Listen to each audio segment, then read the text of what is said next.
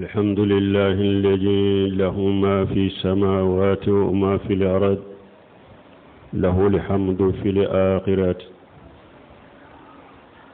وهو على كل شيء قدير، له الحمد في الآخرة وهو الكبير والمتعال. وأشهد أن لا إله إلا الله وحده لا شريك له، له الملك وله الحمد وهو على كل شيء قدير. وأشهد أن محمدا عبده ورسوله، البشير النذير والسراج المنير، صلى الله عليه وعلى آله وأصحابه وسلم تسليما. أما بعد، أيها الناس اتقوا الله تعالى وتألقوا آمالكم به وتوكلوا عليه وارجوا ثوابه وخافوا من عقابه، فابتغوا عند الله رزقا واعبدوه واشكروا له إليه ترجعون. أنبياء الله له ما في السماوات والأرض وله الحمد في الآخرة. ألم سمي فينغو فين بدو كولولا لدتارو، فينغو فين بسانكبالا علي على دتارو، سانكبا ولون فلا فينغو فين بالا علي على دتارو. تنوب علي لاغرا وهو الحكيم الخبير. على دي كودو مساي، على دي بكو بكلامه. ambe shereya ma shite minni bato ciala makka kani ala kelempewte je nyogonte alala tanube alaye ala de beshe fembela. ambe shereya muhammadu alaka jondo alaka cidendo. mu'minu nisonja bagadedo ninye bagabagali kelado lampando lampa minni anoro lendo. kisi ani nema be cidenka anaka dunke wanaka sebawo alaku kisi min kacha kosobe. no temina ka boy hada mademo ayesira alanye masammin korota lendo.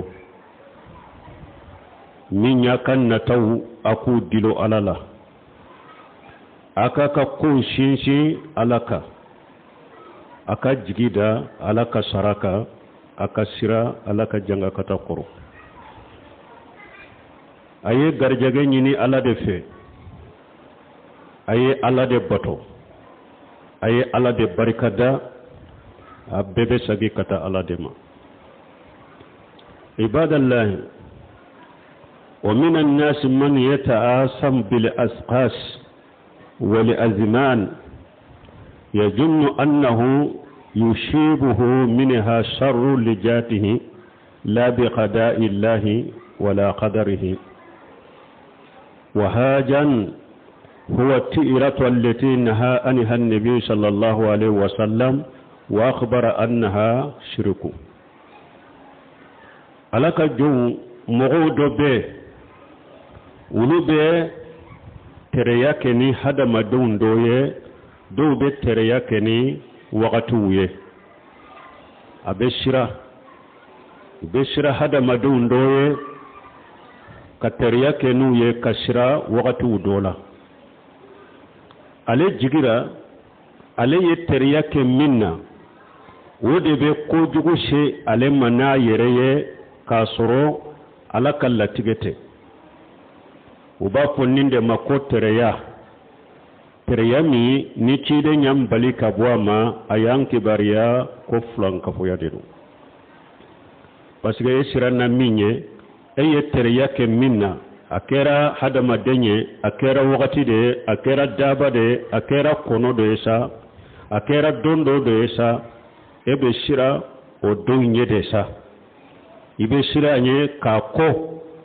yere jatila o bese ka hera do she ma kasoro alama millatige uba bese ka tora do lashima kasoro alama millatige ninde togo ko tereya ninde togo ko flanka foya.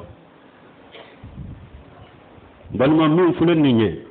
ewa hadamade ko minu nye hera koye kata hadamade ma akacha hadamade umbe ko jugu bo ulude la ube ko jugu dambe kata ulude ma katereya do ulude la kasoro ko masina ala ya daika hera de kama o nyogona ye mantun temene unsoro Musa kam mo fule ala ko wayintu shibuhum sayyi'atu yatayyaru bi Musa wa man ma'ahu Musa kam mo tonkera ni ko jugu yusoro doro ube tereya keni Musa de ani Musa kam mo uba funi yaye nim bana ya unsoro ube ni sanji dese ya unsoro ube nin degu ya unsoro ube ni fantaya ya unsoro ansoro Musa eni kam mo de nodo antunte ningele ya wudo antunte fantaya do antunte nimbana wudo me depuis Musa ni kam mo nana de anye tora soroni awde ka soro Musa na kam mo ye hera boyoro de me Musa kam mo ye hera boyoro de ke tora boyoro ye kateria dambe katuma ni ko jugu yusoro ba fu ko Musa na kam mo do anyogona salihu kaf mo uko tayyarna bika wa bimani ma'aka salihu fana kam mo ko salihu ma ko awunye bone soroni ede ani mo munun faralen bika ni ay awun fana tora yan soro anya soroni e salihu de ani kam mo awannin ko kale makka kafiru makka mushriku fana ya dambi kata cidemma sallallahu alaihi wasallam قال تعالى وإن تصيبهم السيئة يقول هذه من عندك قل كل من عند الله فما لهؤلاء القوم لا يكادون حديثا قل كل من عند الله فما لهؤلاء القوم لا يكادون يفقهون حديثا ما أثابك من حسنة فمن الله وما أصابك من سيئة فمن نفسك ورسلناك للناس الرسولا وكفى بالله شهيدا مكة مشركون فنا نكوجو يسرنا نقرنا آية كنو سورة النساء كنو مكة مشركون نكوجو يسرو وبافو كو تشيد ما كون نيان سروني إدي سبب هاجه من عندك نكوجو من نيان سرو وبورا إدي فكنا أما ala ye araduku ka qur'ana aya kono ako muhammad afuye hera min nyaw soro tora min nyaw soro abe bora ala defe hera ni tora bebo abebe bo ala defe ako afuye nunye mugo sugu jumawu yede ni awute surunya ka kuma famu awye mugo sugu jumaye nate surunya ka kuma famu hadamade ni hera min yi soro o bora ala defe min ni tora min yi soro sababu bora e yere defe tora ni bonel latige be bo ala fede mi a sababu e yere de ako akan nin fo uye ni e muhammadu ci ni ke ci de nye ke ci mo uye ala wasara shereye donc mushrik la arab munun tumbe tere ya dambi kata cide ma ni ko jugu yusoro ba fu ko bora ciden de fe ala ye aradu kuka kuma saguma ko ciden ka fuye ko hera ni tora bebe bo ala de fe mo note ni hada maden ni hera yisoro o bora ala de fe ni tora yisoro sababu yerede donc danfeunde ni nye ko korowde koy jahili ko do kateme hera boyoro mogo bo ode ke bone boyoro wiye walam balumo ko keleinka odo ya to ni mogo be teriya keni hada madon doye ube teriya keni kalo doye ube teriya keni wakati doye ciden ko atiyaratu shirku qala ibn mas'ud wa ma minna illa wa yajhabuhu tawakkul ala allah ciden ko tereyaye mushrikiya de Abdullah ibn Mas'ud ko akum mo shite anna fo tereyam niru bene dusukun kono men ni ko da alaka kika ko sinsi alaka o de beke sababu kalata ka boy bolo wala nin kalo min fulen ni saharu safaru ko safaru kalo atumbe jahilu bolo nin kalo min fulen ni wutu ka ko nyana mashike akono ko munun daga lendo wuye wutu woke nin kalo kono dowte tama nin kalo kono dowte jago ke nin kalo kono dowte furuke nin kalo kono parce que ya jate mina ko kalo tere lamma de do ko kalo jugu de do hadisa sahalen nana bukhari muslim kono cidenye o kuma cinya ubolo an abi hurairah radiyallahu anhu qala qala rasulullah sallallahu alaihi wasallam la adwan ولا تئرة ولا هامة ولا سفرة ni hadisa bukhari muslim yabo abu hurairah ko ciden ko la adwa munye atumbe jahilu bolo bana sugu dobe bana munu nube kontamine me jahilu bolo ulu nyana bana nyire de ba yere bo mogo dola kata do mogo dola kasoro alama latigala majenai ay ciden ko konitala ka fo bana be contamine ciden mo gede amo boyede o beyede me ciden ko bana tisika contamine ka bo mogola ka mo wore soro ni ala de malatige ni ala malatige ala ma jenaye ateke men ni ala ya latige ala jenanaye bana be sika bo mogola kata mogola na tumbe jahilu bolo ko banay nyere de ba ayere to mogo dola kata mogo dola kasor hari ala malatige ciden ko de te ciyan abi ala kallatige de bolo o ko fe ciden ko wala tiarata ako tereyate ka fonin kalo masina mogo te fura kono ube ti kundia kono ube araba do mogo ti kundi te finiko ube kalo araba laba mogoti kundi uluna nyogonaw ube samiya fulan bolo sisa dugu do ba sigi dugu kono ka sariya sigi dugu kono ko nin don masina mogo si kanata seneke yoro la nin don masina ina ko nin don masina na tara barake wala ye seneko la ko tiali feumbe seneke feunjia ni nyetere ya de ni nye musrikiya de herate dum bolo torata bolo doni danfende ala yada eka hera de kama torata bolo herata bolo ciden ko ola tiarata ako wala hamatan hama yo munye gingi atumbe jahilu bolo kakoro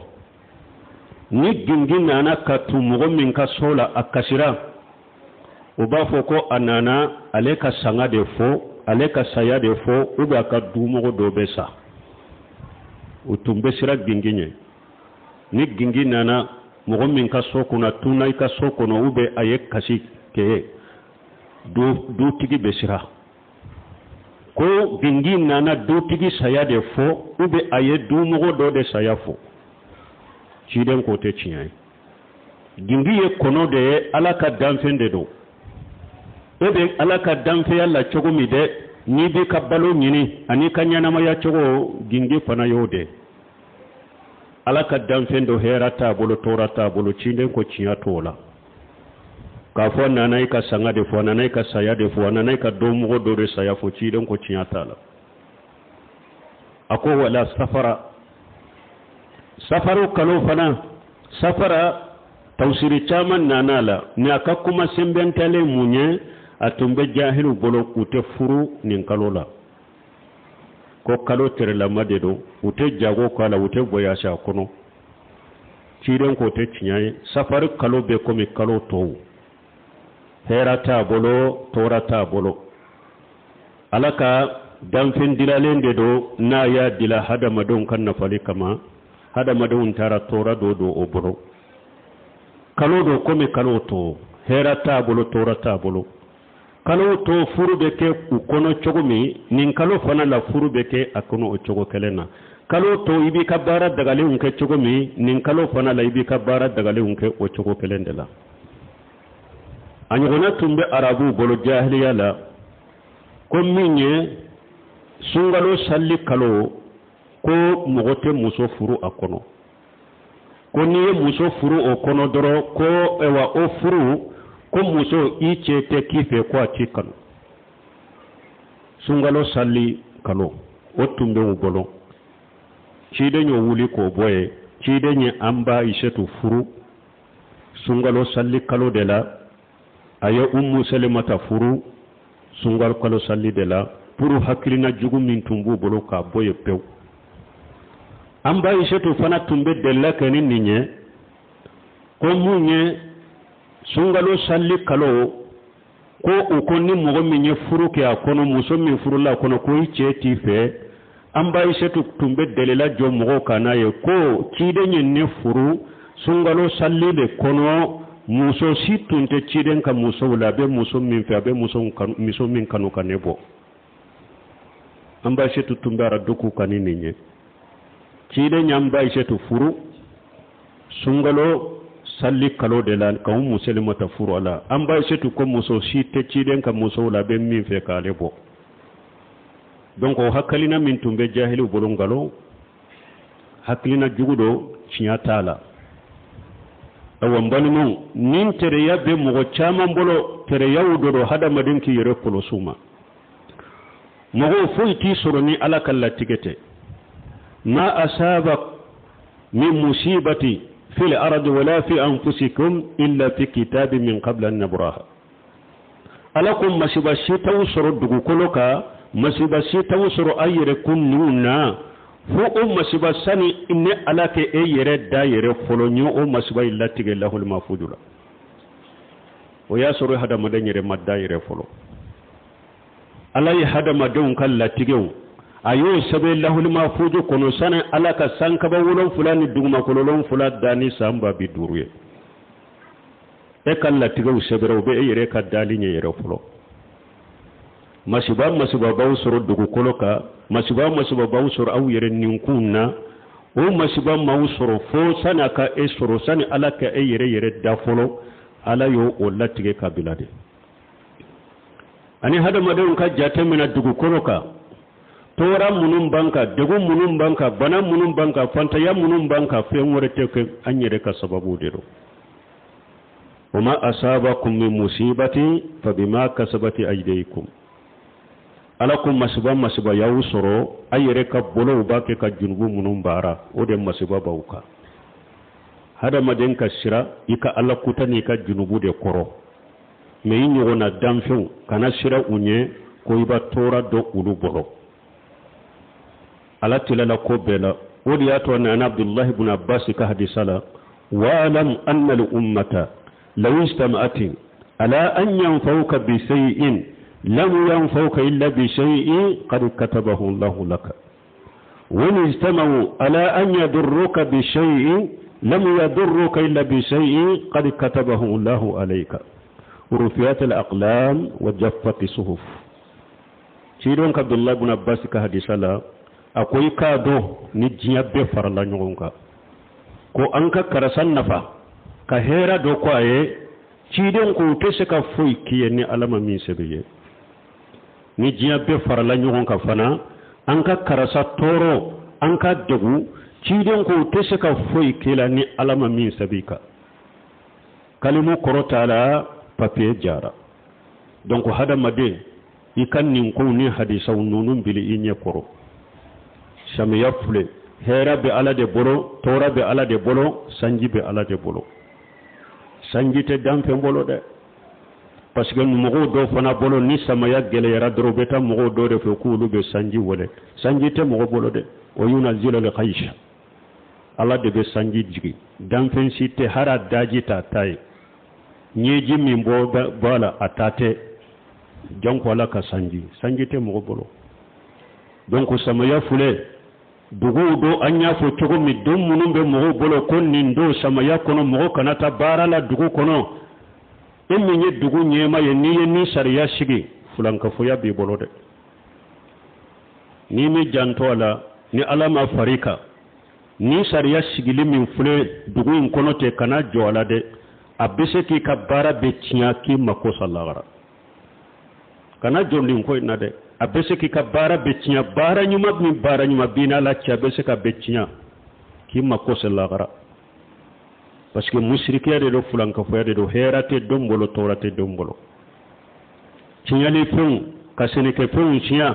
obe ala de bolo kasene ke fun kisi tinyali fun ma obe ala de bolo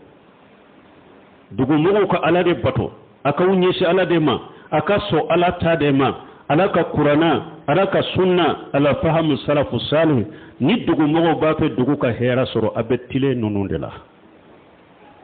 aben nununde ke katile nununde la nununde be hera lashe duguma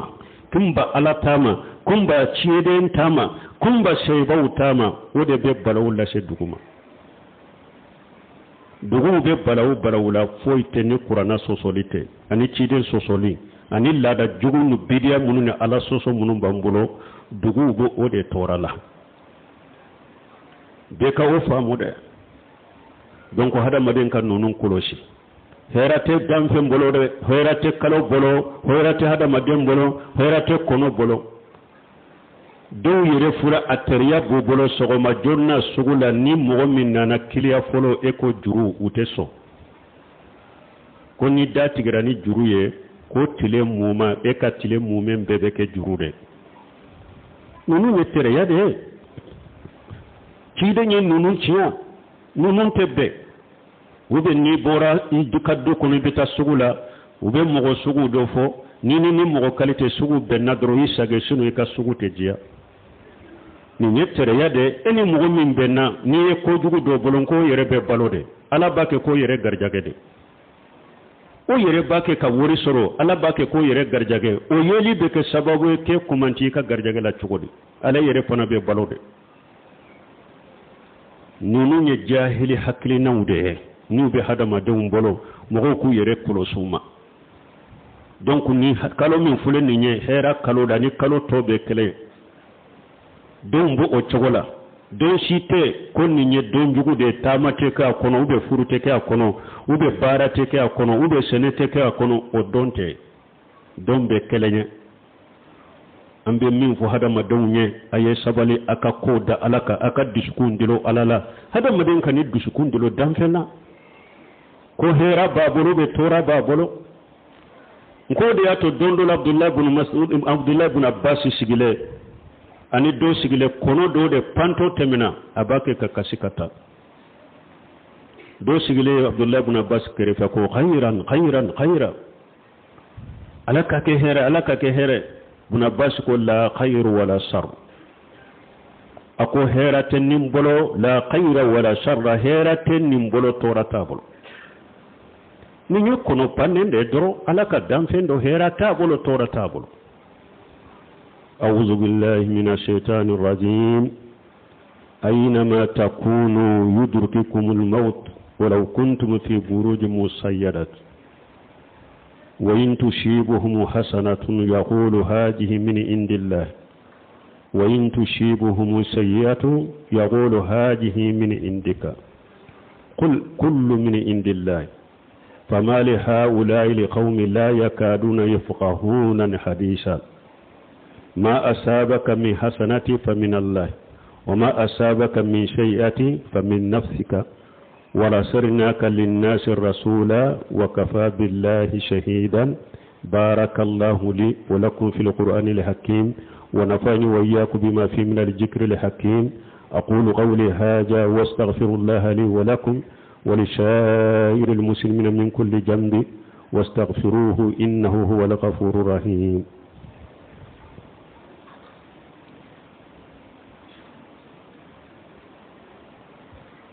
الحمد لله رب العالمين والصلاة والسلام على نبينا محمد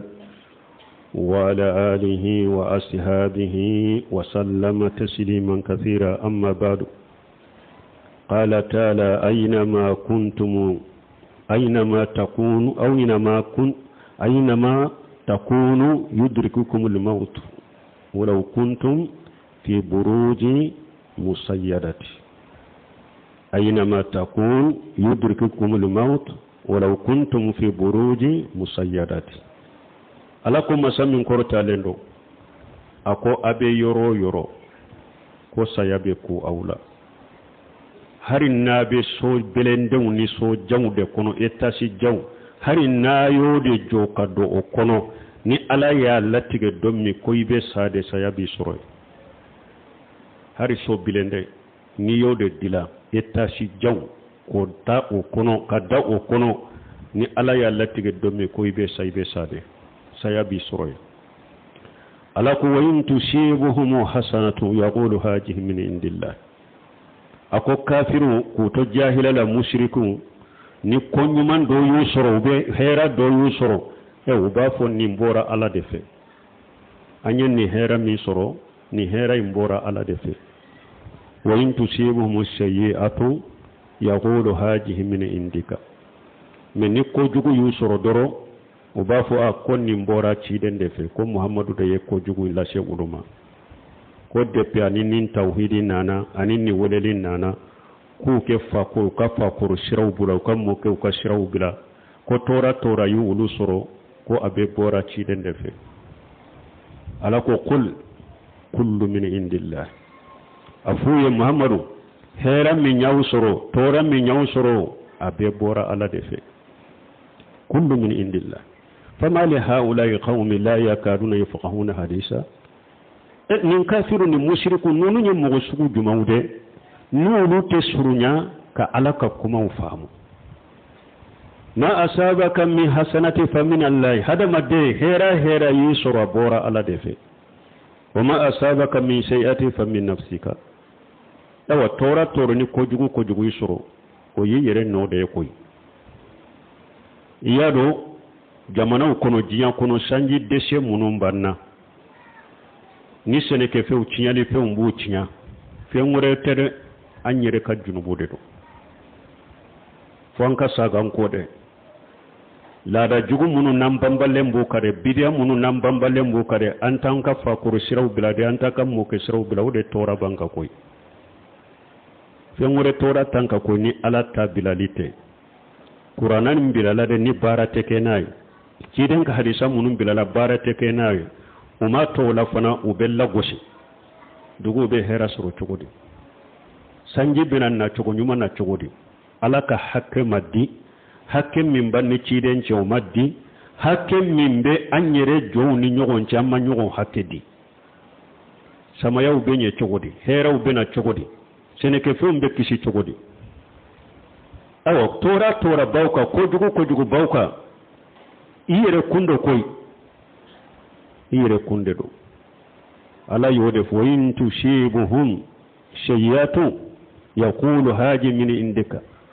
uba fode qul kullu min indillah fama li haula qaumin la yakaduna yafqahuna hadisa ma asabaka min hasanati fa min Allah wa ma asabaka min shay'ati fa min nafsika wa rasulnaka lin-nas rasula ala ko cide ne yici kike ciden ya hada madunye wa kafa billahi shahida wasani alaye asawa ala wasari mashere ko yi ka ciden Allah shi wala hada madu an kan ni famu nin kalo min fulen ninye hakilna jugu tumbe jahilu bolo ala ciden ya cinya awa bo chogo kelendela an fana ka dugu shamiya kono dugu munun ya shigi ka dondo shigi ko odo bara kanake o kono ko seneke feum becciya aya dabilade aya bo dusukun kono ni dusukun sirinin ninye kaswama ka jenaye eyi ka barato ode kama yeddo in farala kade ye mushriki yake ye tere yake ye don fara alaka hera dilila ni tora dilila tawa hera ni tora fana bebe ala de bolo ote damfe bolo ote dombolo ote kalo bolo ote sambolo ote hadama dembolo ote daba bolo ote muso bolo ote kono bolo hera beye ala de tay donc hadama renka jate mina doro tora be ka yere de contrôler ota bali hadama de ko do be ube ke sababu ka tora la se hadama domma ni yere yado kene kan ko de do ni nin ko masina ke abe bana do la sima be tora do la sima ala ko fana da wala tulghu bi aydikum ila tahaluka ala ko yere kana yere di halakima donc ko mi ni abebe bolo ni nye ko jugu koni de kene kan ko de do ni tarani ni sere jugu do be abi faga ube binkali kala be abi faga I kana fo ko be ala de bolo ki yere fili halaki fanala wala tulghu bi aydikum ila tahluka ala ko yere kana yere de halakima o fana be de me o ko ma sinaw nin kuno sugu betende ni hada mare sugu ni na bennan nimbe kede awa nin do masina barate ka kono ndimbo ndo masina finite ko kono nin do masina itewi kundi kono nin do masina furute ka kono nin kalo masina furute ka kono nunu je musirki yai nunu de yettere yaye cidenye nunu de ciya aka yere kolosuma ambe ala deli min ye tawhidini lumana nyuma ala ka dama ka famu dama ka bara ngoyanye ala ka samaya yinye ala ka sanji nyuma nate ka barika doala ka seneke fenye kan kisi ka bo cinyali fenma akera hadamade lama yakera akono lama akera bagala mana dabala mai fenwo fenye cinyali kala de ala kan kisu toroma ربنا آتنا في الدنيا حسنة وفي الآخرة حسنة وقنا عذاب النار ربنا لا تزغ قلوبنا بعد إذ هديتنا وهب لنا من لدنك رحمة إنك أنت الوهاب اللهم اجعل الإسلام والمسلمين وذل الشرك والمشركين ودمر أعداءك أعداء الدين برحمتك يا أرحم الراحمين وآخر دعوانا الحمد لله رب العالمين